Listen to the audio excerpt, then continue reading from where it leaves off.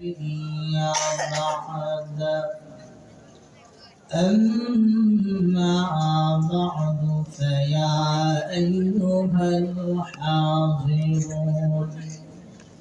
رحمني ورحمكم الله. أما بعد فأعوذ بالله من الشيطان الرجيم. بسم الله الرحمن الرحيم. فاذكروني أذكركم واشكروا لي ولا تكفرون. صدق الله مولانا العظيم. قال النبي صلى الله عليه وسلم الشتاء ربيع المؤمن طال ليله وقام وقصر نهاره وصام. صلى الله على سيدنا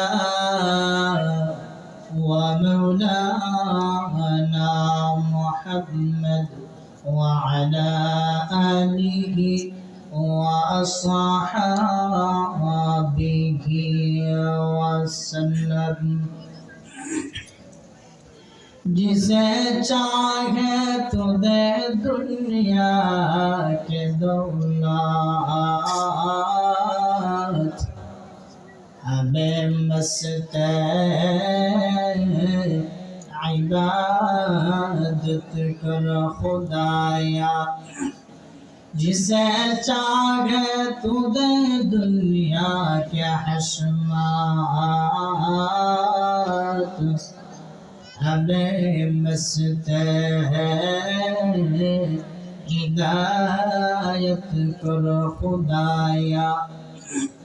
न जा पास न जरमान से हो निस्बात हमें मस्त मदीना कर खुदाया.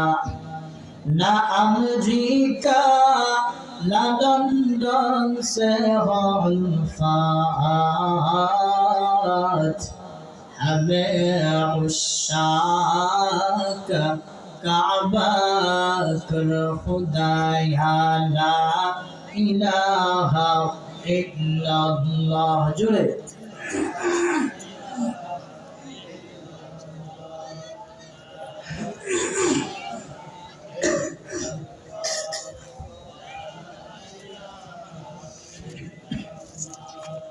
जिक्र खुदा दिल में सदा रहने दिया कर. जिक्र खुदा दिल में सदा रहने दिया कर. और नक्श खुदा दिल में जमा रहने दिया कर. किया जाने हो किस लम्हे कोई फضل इलाही हर वक्त दरे क़ल्ब खला रहने दिया कर. हर वक्त दरे क़ल्ब खला रहने दिया कर. मुर्शिद की नज़र मुर्शिद की नज़र गस्से बसर से न होती है. किया खुश नजरी है. दिल तोड़ के दिल जोड़ दिया सबके खुदा से. किया दिल शिकनी है. ला इलाहा इल्लल्लाह ला इलाहा इल्लल्लाह ला इलाहा इल्लल्लाह मुहम्मदुर रसूलुल्लाह सल्लल्लाहु अलैहि वसल्लम. गाजीपुर জেলার অন্তর্গত দারুল উলুম আমিয়া মাদ্রাসার উদ্যোগে আজকের ঐতিহাসিক ইসলামী মহাসম্মেলনের উপস্থিত সম্মানিত সভাপতি, উপস্থিত মুআজ্জাজ মুকাররম উলামায়ে কেরাম, মুরব্বিয়া নওজোয়ান যুবক ভাই, পর্দায় অবস্থানরত আমার শ্রদ্ধেয় পর্দানিশীন মা ও বোন, সর্বপ্রথম সেই মহান মাওলা কারীমের দরবারে কালিমাতুশ শুকর আদায় করছি যে মহান আল্লাহ সুবহানাহু ওয়া তাআলা আপনি আমাকে কঠিন একটা পরিস্থিতির ভিতরে এই দ্বীনি মাহফিলে আসার বসার তৌফিক দিয়েছেন। সেই জন্য মহান মাওলা কারীমের দরবারে কালিমাতুশ শুকর আদায় করি আলহামদুলিল্লাহ। কঠিন একটা সময়ে আমরা উপস্থিত হয়েছি, যেই সময়ে গোটা বাংলাদেশের মানুষ শোকে ব্যথিত।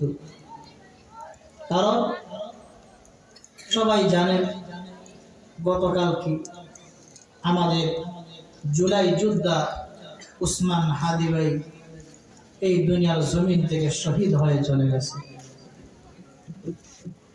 কিন্তু মনে রাখবেন একটা জিনিস, কিছু কিছু মানুষের রক্ত এটা মানুষের ইতিহাস পাল্টায় দেয়। মনে করেন এই রক্তের বিনিময়ে হতে পারে মহান আল্লাহ যদি চায় তো এই বাংলাদেশের ইতিহাস পাল্টাতে পারে। কারণ এই বাংলাদেশ আউলিয়া কেরামের দেশ, আল্লাহ ওয়ালাদের দেশ। এই দেশে ভিনদেশী হিন্দুত্ববাদী তাদের কর্তৃত্ব এই বাংলার জমিনে চলবে না।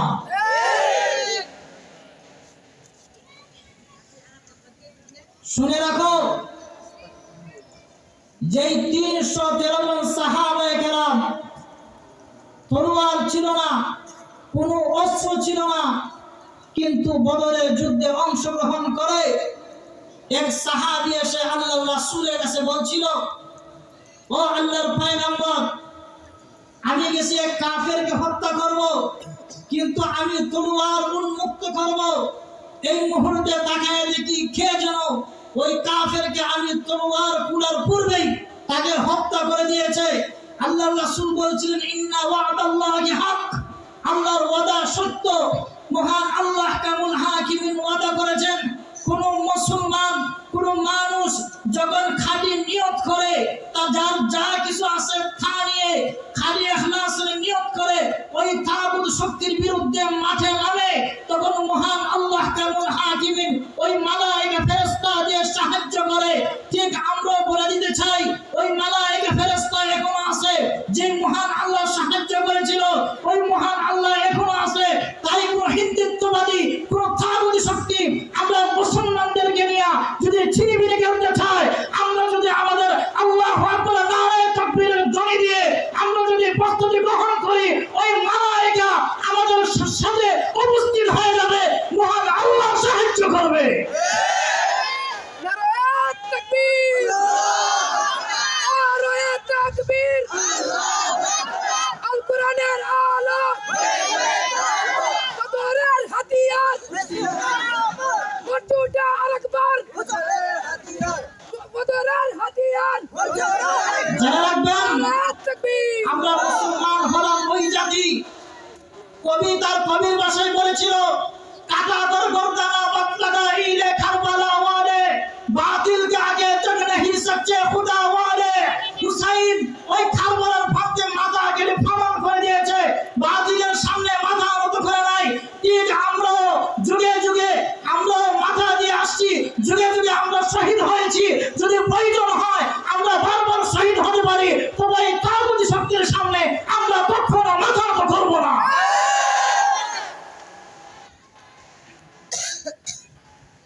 এজন্যে মুসলমান আমরা তো ছিলাম ওই জাতি, আমরা ভুলে গেছি যে মদিনায় ভূমিকম্প হয়েছে আর ওমর রাদিয়াল্লাহু তাআলা আনহু লাঠি দিয়ে আঘাত করে বলেছিলেন, সাবধান, তুমি ভূমিকম্প বন্ধ হয়ে যাও, এখানে আল্লাহর রাসূল শহীদ হয়েছে, আল্লাহর রাসূল শহীদ আছে, আল্লাহর রাসূল এখানে আছে।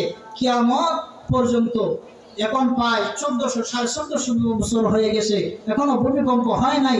আমাদের বিশ্বাস কিয়ামত পর্যন্ত এই মদিনাতে ভূমিকম্প হবে না। তাহলে যেই লাঠির আঘাতে ভূমিকম্প বন্ধ হতে পারে, মনে রাখবেন এই লাঠি যদি আমরা ব্যবহার করি সময়ের প্রয়োজনে, আমরা হলাম ওই জাতি। এজন্য সাবধান, কোনো কাগজি শক্তি আমাদের মুসলমানদেরকে নিয়ে ছিনিমিনি খেলা দুঃসাহস যেন না দেখা।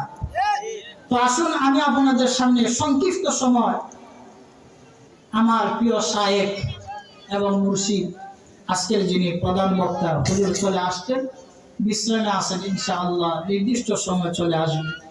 কিছু আলোচনা করব, মন মানসিকতা ছিল অনেক বড়, কিন্তু সময় সংক্ষিপ্ত, কি আলোচনা করব। যাই হোক, এই সংক্ষিপ্ত সময়ের ভিতরে কিছু আলোচনা করব।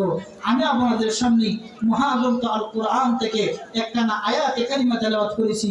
মহান আল্লাহ কামুল হাকিমিন আমার সেই তেলাওয়াত কিন্তু আয়াতে বলেন, ফাযকুরুনি আযকুরুকুম ওয়াশকুরুনি ওয়ালা তাকফুরুন।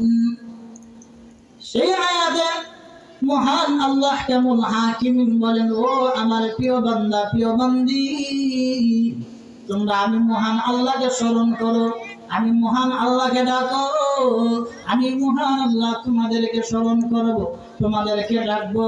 তবে মহান আল্লাহ কামুল হাকিমিনকে আমরা ডাকবো, আমরা স্মরণ করব। আমরা কিভাবে মহান আল্লাহকে ডাকবো? তাফসীরে খাসিনের ভিতরে, তাফসীরের কিতাবে মহান আল্লাহকে কিভাবে ডাকতে হবে, মহান আল্লাহকে কিভাবে স্মরণ করতে হবে, মহান আল্লাহ কামুল হাকিমিন ওই আয়াতের তাফসীরে মহান আল্লাহ আলোচনা তুলে ধরেছেন।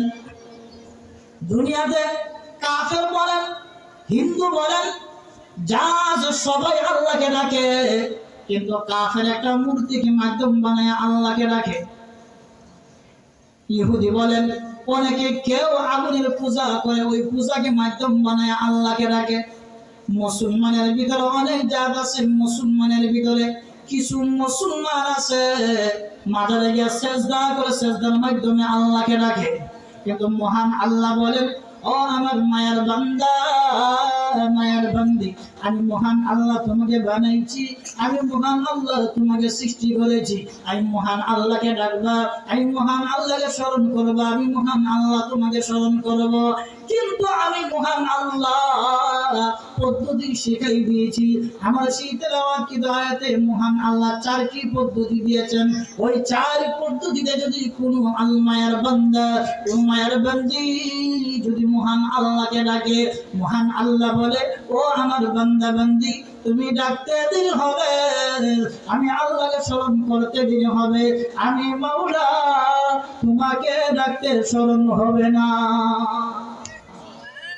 1 নম্বর পদ্ধতি হলো, ফাযকুরুনি আযকুরুকুম ওয়াশকুরুনি ওয়ালা তাকফুরুন।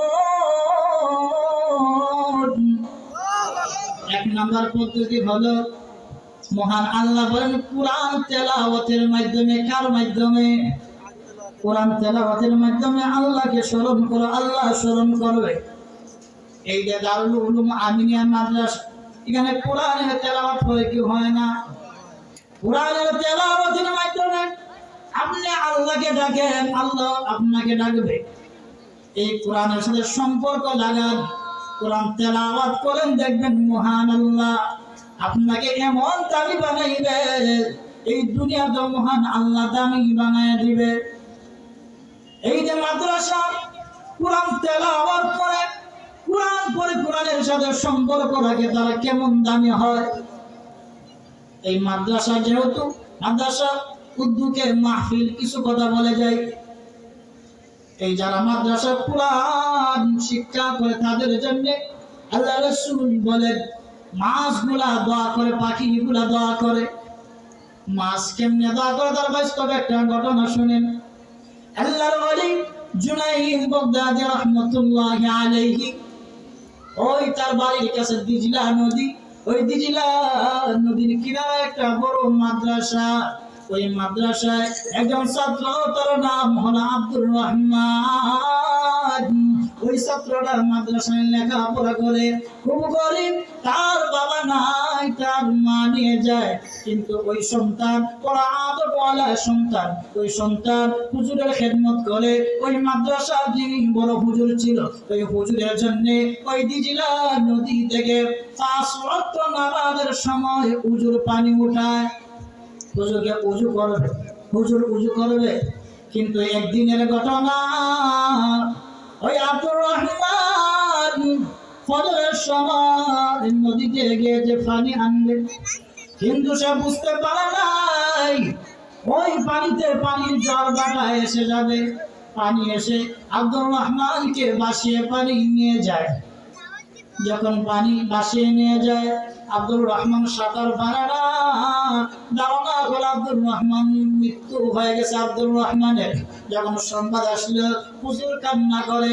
ওই জহরের সময় সন্তান বাড়িতে যায় খানা খায়, কিন্তু ওই দিন জহরের সময় সন্তান বাড়িতে যায়নি। আসরের সময় আব্দুর রহমানের মা মাদ্রাসায় চলে আসছে। আসিয়া বললেন যে হুজুর, আমার সন্তানের কি ব্যাপার আছে, জহরের সময় বাড়িতে যায়নি। হুজুর বললেন, মা গো, তুমি আমাকে ক্ষমা করে দিও, তোমার কাছে ক্ষমা চাই। আজকের ঘটনা হলো, ওই সন্তান বড় আদবওয়ালা সন্তান ছিল। তোমার সন্তান আমার জন্য ওই দিজলা নদী থেকে পানি নিয়ে আসতো, আমি উজু বানাইতাম। কিন্তু আজকে ফজরের সময় ওই সন্তান যখন চলে গেছে পানি আনবে, পানি এনে আব্দুর রহমান আর আসতে পারে নাই, পানি ভাসিয়ে তাকে নিয়ে গেছে। এবার মা বললেছে, তখন মা বললেছে, হুজুর, আমার সন্তান যেই দিজলা নদীর যে ঘাটে, আমার সন্তান প্রতিদিন যেই ঘাটে যায়, আমি মা ওই সন্তানের মা হইয়া বলতেছে আমাকে ওই ঘাটে নিয়ে যান।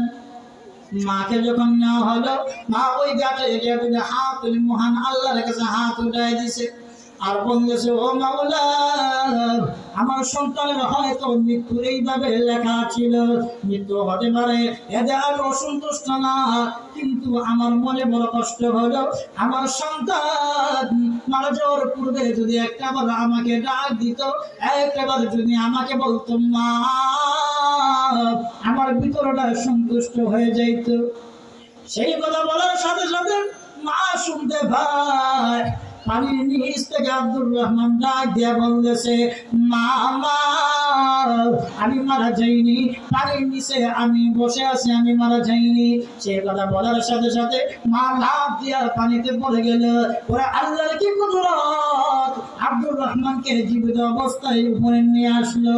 আসার পরে সবাই আশ্চর্য হয়ে গেল, আহারে, প্রায় ফজরের সময় পানিতে ভেসে চলে গেছে।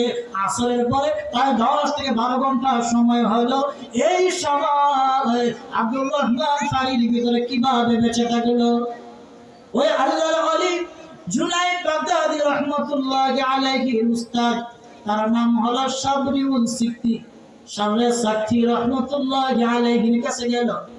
কিছু লোক দিয়া বলতেছে, আল্লাহর ওলি, এই 10 ঘন্টা সময় পানির ভিতরে আব্দুর রহমান কিভাবে জীবিত ছিল? আল্লাহর ওলি তখন কাশফের হালতে মহান আল্লাহ 2টা চক্ষু খুলে দিয়েছেন। চক্ষু বন্ধ করে ওই মারিফতের সাগরে ডুব দিয়ে আল্লাহর ওলি বলতেছে, ও লোকেরা শোনো, ওই আব্দুর রহমান যখন পানির ভিতরে চলে গেছে, ওই পানির ভিতরে যে কোটি কোটি মাছগুলা ছিল, সমস্ত মাছগুলা সেজদায় পড়ে গেছে। সেজদায় পড়ে বলতেছে, ও আল্লাহ, ওই আব্দুর রহমান কোরআনের শিক্ষা করে, আব্দুর রহমান কোরআন পড়ে, ও আল্লাহ, আপনার কাছে আমরা বলতেছি, ওই কোরআনের খাতিরে আব্দুর রহমানকে ওই পানির ভিতরে আপনি কুদরতি অক্সিজেন জারি করে তাহলে আপনি পানির ভিতরে জীবিত রেখে দেন। এই জন্য কোরআনের সাথে সম্পর্ক রাখলে ভালো, ভালো কিনা? আমরা কোরআনের সাথে সম্পর্ক রাখবো, কোরআন তেলাওয়াত করবো। কোরআন তেলাওয়াতের মাধ্যমে মহান আল্লাহর প্রিয় বান্দা হওয়া যায়, মহান আল্লাহর প্রিয় বান্দা হওয়া যায়। কোরআন ওয়ালার সাথে আমরা সম্পর্ক রাখলে দামি হওয়া যায়। কোরআন ওয়ালার সাথে আমরা সম্পর্ক রাখবো, দামি হব। সম্পর্ক রাখলে কেমন দামি হওয়া যায়? দেখেন আল্লাহর ওলি বাইজিদ বুস্তামি রহমাতুল্লাহি আলাইহি বুস্তান শহরে প্রায় 30 বছর পর্যন্ত তিনি ওই বুস্তান শহরে কেন্দ্রীয় মসজিদে তিনি ইসলাহি বয়ান করতেন। তখন আল্লাহর ওলির সামনে প্রতিদিন একটা লোক গিয়া আল্লাহর ওলির সামনে বরাবর বসতো আর কোরআন হাদিসের আলোচনা শুনতো। একদিন আল্লাহর ওলি বাইজিদ বুস্তামি রহমাতুল্লাহি আলাইহি ওই লোককে সম্বোধন করে বলে, আরে আল্লাহর বান্দা, তুমি প্রতিদিন আমার সামনে দেখো, অন্য কাউকে তুমি ওই জায়গা দেও না, এই জায়গা তুমি দখল করে দেখো, এর কারণ দেখি, তোমার নাম কি, তোমার পরিচয় কি? আল্লাহর বান্দা বলে, ও আল্লাহর ওলি বাইজিদ বুস্তামি, আমার নাম হলো জুন্নুদ মিসরি, তুমি আমার সামনে প্রতিদিন দেখো, এর কারণটা কি? তখন তিনি বলে, ইউহিব্বুস সালিহিনা ওয়া লাস্তু মিনহুম লাআল্লাল্লাহা ইয়ারযুকুনি সালাহা। ও আল্লাহর ওলি বাইজিদ বুস্তামি, আপনার সামনে থাকি এই জন্য কারণ আপনার মতন আমি আল্লাহর ওলি হতে পারবো না,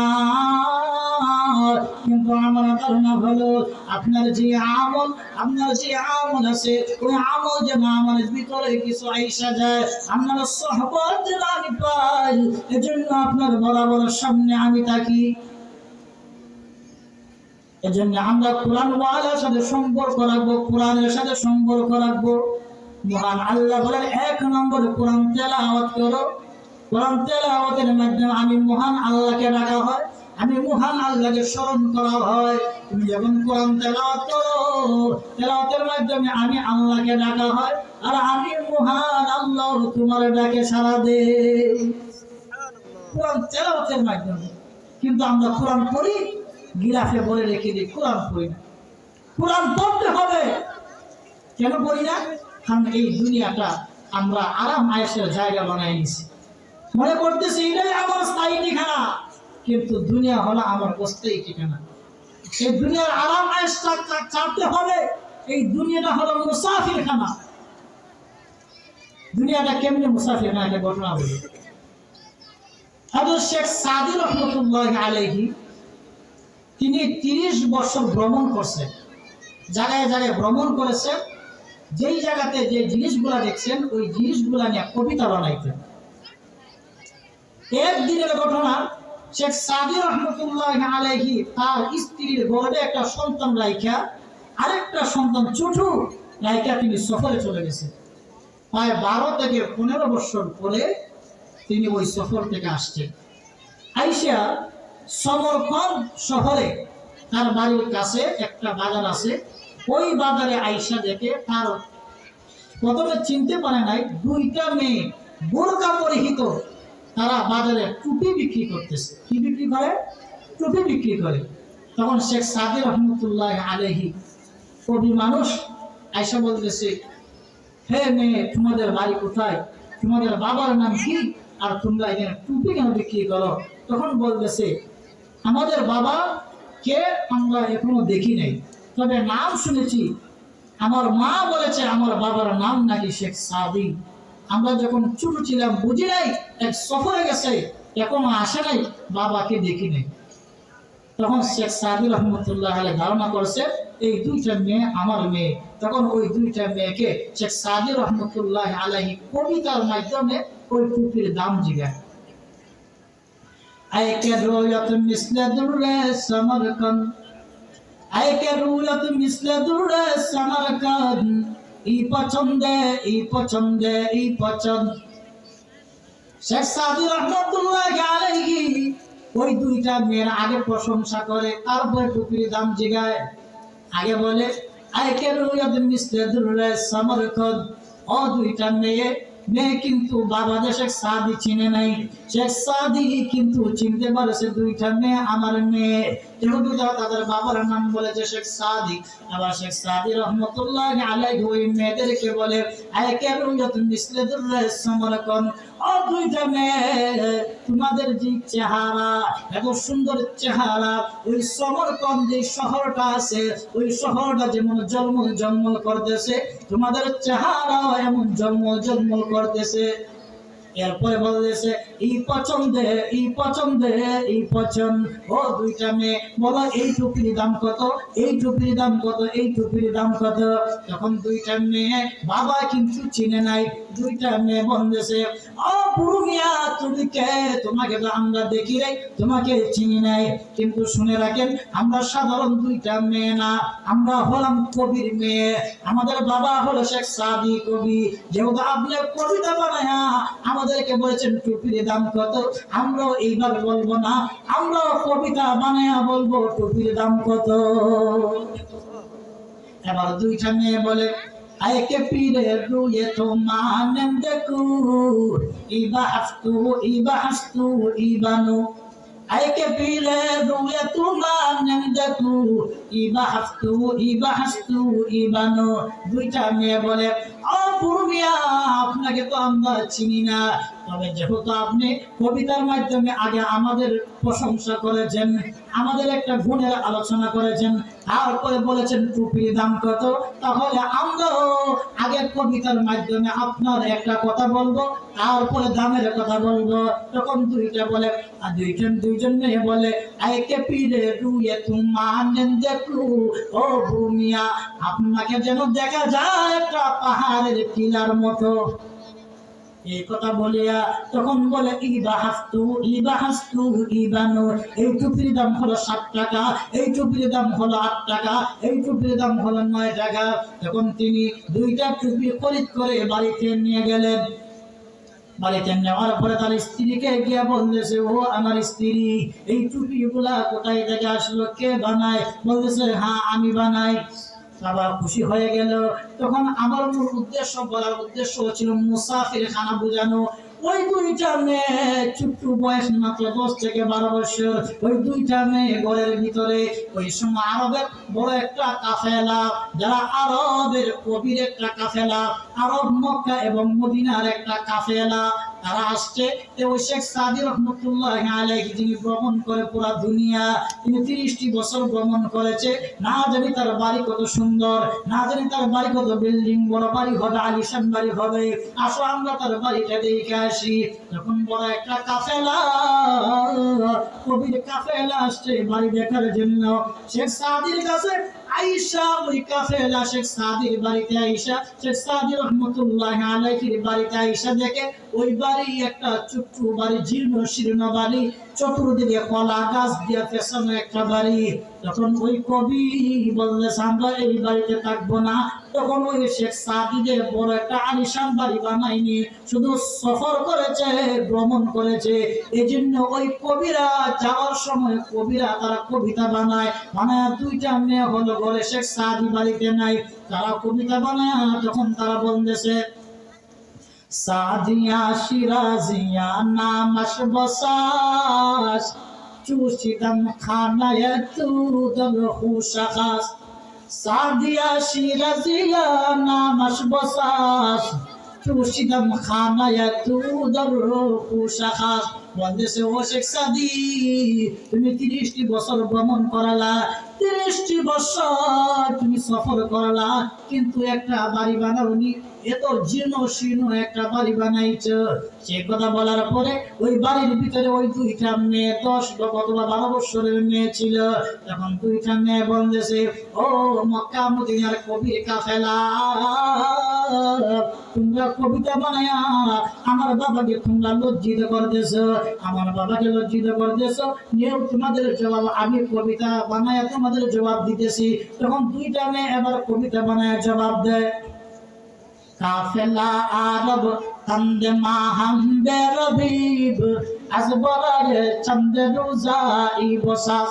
কাফেলা আরব তন্দে মাহাম বেরবিব আজবরায়ে চন্দে রোজাই বসাস। যখন বলতেছে ও কাফেলা শোনো, তোমরা ওই জায়গাতে আসছো, তোমরা হলে মুসাফির, তোমরা কি এই জায়গাতে থাকবে? কয় না থাকবো না, চলে যাবো। যেহেতু এই জায়গাতে থাকবে না, এটা হলো মুসাফির খানা, তোমরা চলে যাবে 1 দিন অথবা 2 দিন পরে। ঠিক এই দুনিয়াটা হলো মুসাফির খানা। এই দুনিয়াতে আমরা থাকবো না, দুনিয়া ছেড়ে আমরা চলে যাব। এই মুসাফির খানায় আমাদের বাড়ির প্রয়োজন নাই। মহান আল্লাহ কাবুল হাকিমিন জান্নাতে আমাদের বাড়ি বানাবে। এজন্য আমরা দুনিয়ার মায়া পড়ে গেছি, জন্য কোরআন তেলাওয়াত করি না। আমরা কোরআন তেলাওয়াত করব। এই কোরআন এমন একটা কোরআন, এই কোরআনের ভিতরে মহান আল্লাহ কামুল হাকিমিন এমন কিছু আমল দিয়েছেন যে আমল জীবন পরিবর্তন করে দেয়। সংক্ষিপ্ত সময়ের ভিতরে শেষ সময় একটা আমল দিয়ে যায়, এই আমল করতে পারলে আপনার জীবন পরিবর্তন হয়ে যাবে। পবিত্র কোরআনের ভিতরে এমন 4টি আমল আছে যে আমল করলে 7টি লাভ হবে। কয়টি লাভ? 7টি। আগে আমল গুলো শুনি। 4টি আমল হলো 5 ওয়াক্ত নামাজের পরে একবার সূরা ফাতিহা আলহামদুলিল্লাহি রাব্বিল আলামিন, এই সূরা ফাতিহা আমরা পারি। 1 নম্বর হলো সূরা ফাতিহা, 2 নম্বর হলো আয়াতুল কুরসি আল্লাহু লা ইলাহা ইল্লা হুয়াল হাইয়ুল কাইয়্যুম, 3 নম্বর হলো সূরাতুল আল ইমরানের 18 এবং 19 নম্বর আয়াত, 4 নম্বর হলো একই সূরাতুল আল ইমরানের 26 এবং 27 নম্বর আয়াত।